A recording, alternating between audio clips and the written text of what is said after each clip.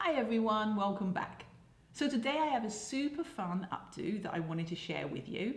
And the reason I chose this look today was because I thought it can be adapted for all different lengths of hair, whether you've got long hair, medium length, or super short. Like my hair underneath is really short, and a lot of people, when they're thinking about cutting their hair off, they think that this kind of style is not that versatile. So I've been showing you a lot of different textures within the haircut. So today I wanted to show you something totally different.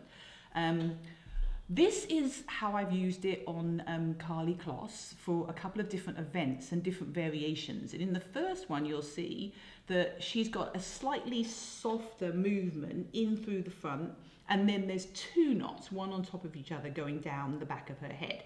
And then in the second one, I adapted it slightly because she was doing a more sporty event. So for that, it kind of brings up, it's a little bit of product in here to make it look maybe even slightly wet. And then, a little tighter around the hairline, a little bit like she could have done it herself, but with an extra twist. So the reason that I wanted to share all that sort of backstory with you was because my job is a collaboration. I don't really have that luxury, and I don't really know anyone that does. There's always some kind of collaboration. It's never just me saying, okay, you're having that, and that's it. Gonna do it. What it is it's a collaboration, and say if we're doing a red carpet event, it would be the client obviously is going to have a lot to do with saying how she wants to have her hair done. Some people have more idea than others, of course. Then it would be the stylist who's going to dress the client for the event. Then it's going to be the designer who designed the outfit, the makeup artist, and myself. So we're all kind of there, and we're trying to come up with an idea that's going to give it that really, the biggest wow factor, really. The person's going to look the most beautiful, and they're going to just, and they're going to look, the hairstyle and the makeup and the dress, everything is going to just go together and just really work. So that's kind of that's my job. So I sometimes am in a position where I don't necessarily have maybe long enough hair, or I don't have thick enough hair, or whatever it is. It's like sometimes we all need a little help. So today I've come up with an idea that I'm going to share with you of how to add hair to create this style, even if you do have, like mine, super short, right? So I'm going to crack right on, and the hair that I'm working with today, the texture is day-old hair. Now this is the only time that I really like to work with hair that hasn't been shampooed freshly on the day, would be with it, and I know I'm going to do an updo. So it's easier to work with. The texture just feels a little bit better. It stays in your hands better. It's not as soft. So, but even so, my hair is quite soft, and you know your own hair. But what I've done is to prep it. All I did last night was wash my hair, put it in a little twist here and there, and just let it dry naturally. No finishing products on it at all. So what I've done now is I have actually just put a little bit of the Karlie glossing cream through, because it feels a little bit sort of fluffy on the ends, and I want it to feel a little bit slightly oilier actually.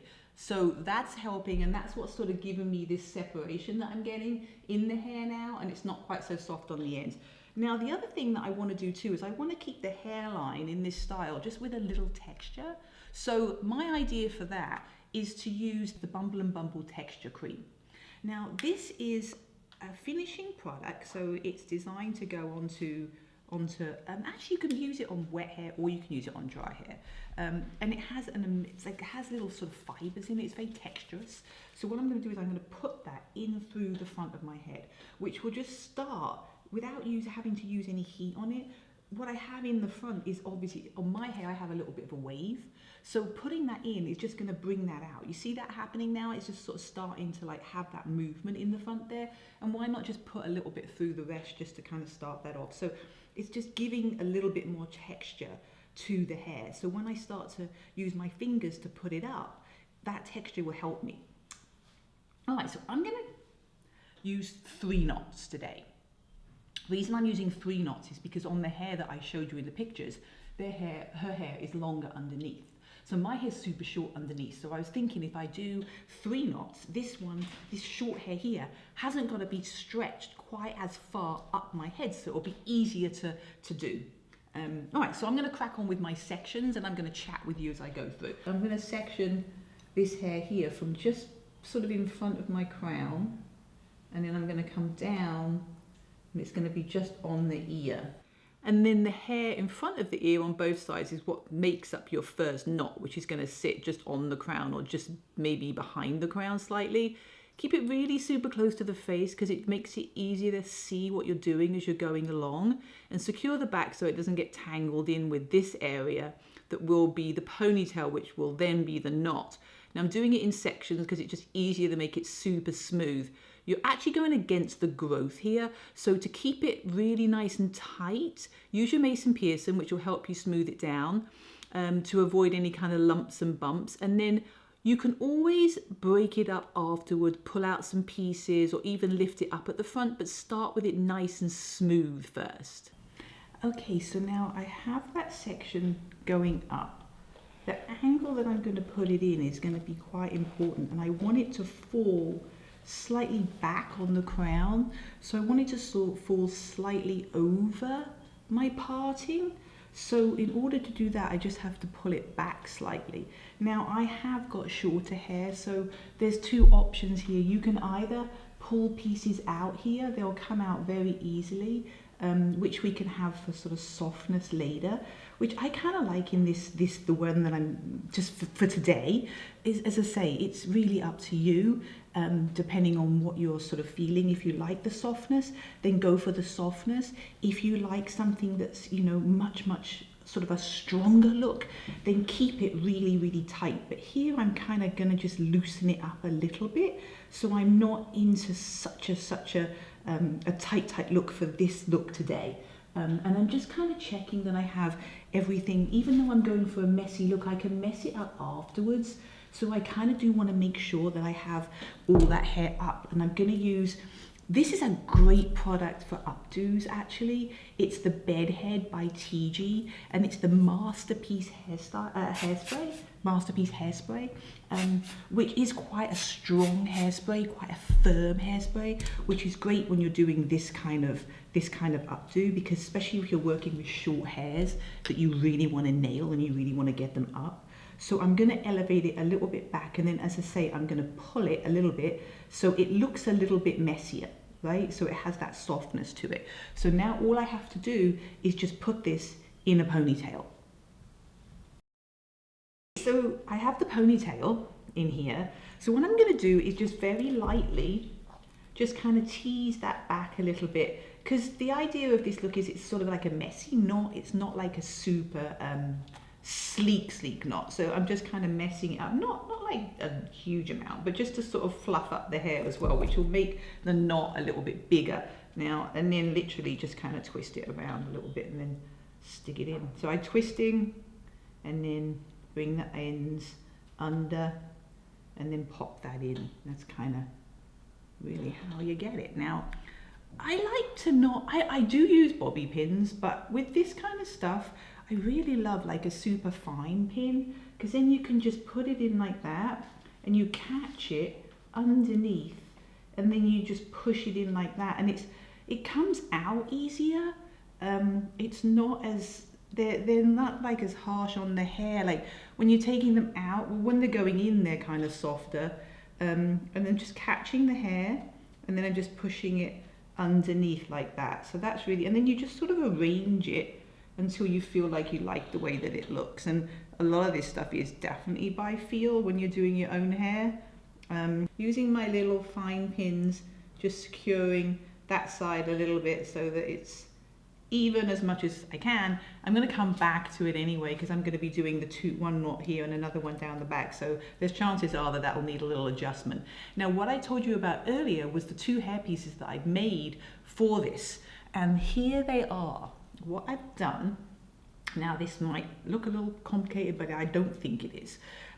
One has slightly more hair than the other, and let me just see which one that is. So this one has 4 wefts. Okay, so that's the one that has slightly more hair. This one has 3. So the idea is that I will use this to replace the hair that I don't have at the bottom, and then I'll use this one in the middle knot to replace the hair that I don't have. And all I did to make them was to get a long weft of hair, and I'll put the suppliers of this on the, I'll list them so you guys, if you want to have a go, you can. And all you do is you just take this and you just literally wrap it around your 2 fingers, And then what I did is I took a needle and thread, and just as I did it, I just over stitched. So I went 1, 2, 3 times, and then I just over stitched it. So what you have here is these 2 little buns.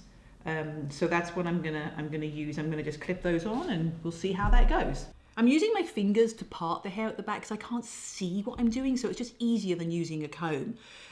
Put it into a ponytail, same as the first knot. But here, I'm actually going to take a see-through elastic band, and I'm just going to secure through the middle of the ponytail, which helps because now I'm pushing my hair into the hairpiece. You can see as I slide it up, that will just help to keep all those ends in, and secure with a few bobby pins just to keep that in place. Now, once you've done that, you can take off the elastic band because you're not going to need that anymore. That's kind of served its purpose. So then you bring it all together as one, your hair and the hairpiece, a little teasing, which will also keep it together. And then you simply just twist it around itself on the base. Now, you're not going for like the perfect ballet bun, so don't worry if it feels a little irregular. That's going to make it look kind of cool and modern. Using your fine pins, just secure that down. And you know, it feels a little bit high in that one area, so I just kind of went back in and then just put another pin in. Very, very easy and very simple. And there's one long hair that just kind of got away. So now I'm just going to wrap that around and seal it all with a little bit of the bedhead hairspray. Now, once you're done with that, you can give it just a quick feel to sort of test the size of both of those knots. Try to get them kind of the same size, and you can always make one a little tighter or one a little bigger if you like. Now the short pieces underneath are going to need a little help, so I'm using some of the gel serum under here, quite, you know, a fair amount of serum, and then brush that up so it's all super nice and smooth. And where you put the ponytail here is as close to the parting as you can, because that's going to mean that you're going to be able to get those knots to come closer together.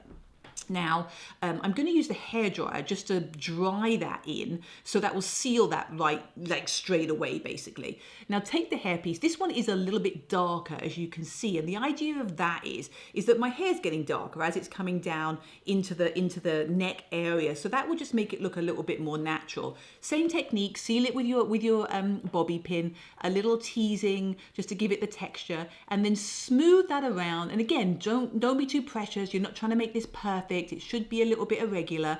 Use your fine pins, and the idea too is to try and let these two actually join together a little bit so they're kind of kissing again. So here I'm just lifting it up to make sure that happens. Okay, so pretty much done. I really hope you like it. Stick with it. I know it seems a little ambitious, but I have faith in you and I know you can do it. I'm going to use finishing product as the R&Co glittering because I love a shine, and you can never have too much shine in my book.